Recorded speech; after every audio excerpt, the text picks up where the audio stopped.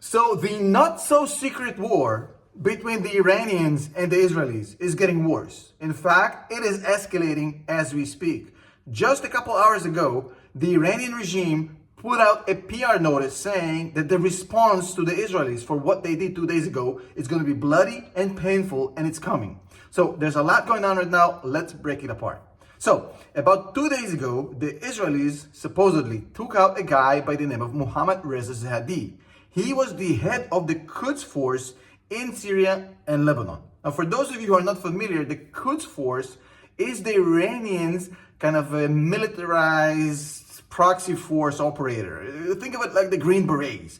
What they do is they essentially train and weaponize these proxy groups around the world on behalf of the Iranian regime. Now, this guy, Zahedi, he was the head of these proxy forces in Hezbollah, in Lebanon, in Syria, all of these militia forces. He was the general in that region on behalf of the Iranian regime. Think of Lebanon and Syria really as one country being owned right now by Iran, and this guy was kind of the governor of that, at least from a military perspective. Now, he had a meeting with his top 7 generals all huddled up, and that meeting was bombed by the Israelis. Now, the Israelis have not officially took responsibility, but it smells and feels like an Israeli airstrike. Whether it's a drone or a fighter jet, I don't know. But what the Israelis have done here, besides taking out the most senior Quds Force official since Soleimani was killed in 2020, besides killing the 3rd Quds Force operator since the beginning of the war, they've actually landed a huge blow to the Iranian regime, because the Iranian regime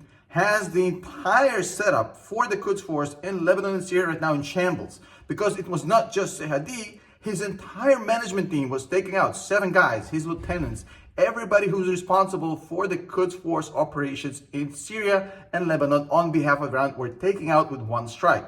So right now, it's not just an operational boo-boo that basically cuts the cord between the Iranians and Hezbollah, because this guy, make no mistake about it, he was the general on behalf of Iran, literally operating, puppeteering Hezbollah. And now he's out, his entire team is out. Now, let's talk about this. So this is not just an airstrike that's supposed to have some sort of a prestige element to it. This is supposed to actually make things hard for Iran to operate in this region, because right now, think of Lebanon and Syria as one country being owned by Iran. That's just the situation. Now, what this airstrike shows us is that the Israelis, number one, have really good intel, because they knew about that meeting. They knew exactly who's going to be that meeting, and they put that missile right in the exact same room where that meeting took place. You need some high quality intel to do that. Now, we also saw from this absolutely insane level of execution. Now, intel and execution is 2 things on which the Israelis have basically blundered on October 7th. The biggest criticism for the Israelis was, how did you not know, and how your defenses were so lapsed? Right now, the Israelis are showing to their neighbors, hey, we have good intel and we have capabilities. So that's number one. Now, this is a dramatic event for the Iranian regime. Make no mistake about it, this is a big, big deal. This is not some guy who nobody cares about. This was the general they had in that region, and they will respond. It's a huge prestige, loss of face, embarrassment, whatever you want to call it. Now, the Iranians have said that the response is going to be painful, it's going to be bloody, and all these superlatives we heard, and that's fine. But I dare to take a risk here and say that I don't think we're going to see Iran attack the Israelis directly. That's not their modus operandi, that's not their MO, and it's not the way they play the game. Iran sees itself as the king on the chessboard, and the king rarely moves until it absolutely has to. The other pieces, they move around, so the Iranians are looking at this. They're not going to strike the Israelis, probably. That's the Middle East, there's a huge risk that they might, who knows at this point, right?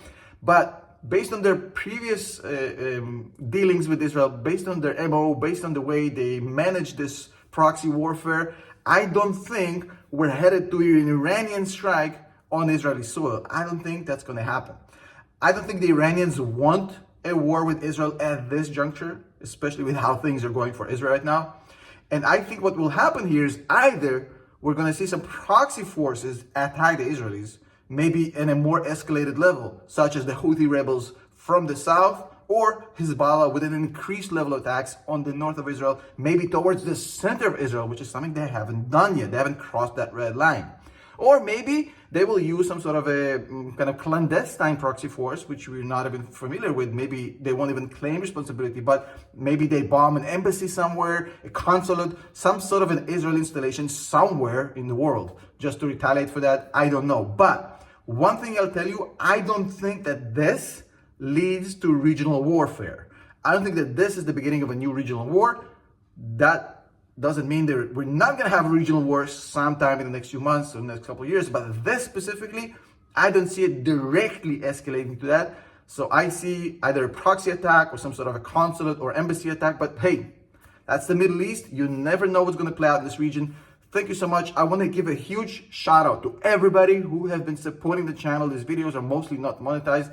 Thank you so much for joining our Patreon at patreon.com/TomNashReport. I'm going to put the link in the description of this video if you want to join and support our cause, what we do here, the reporting we do, the work we do. Thank you to everybody who joined. Thank you so much. I'll see you in the next one.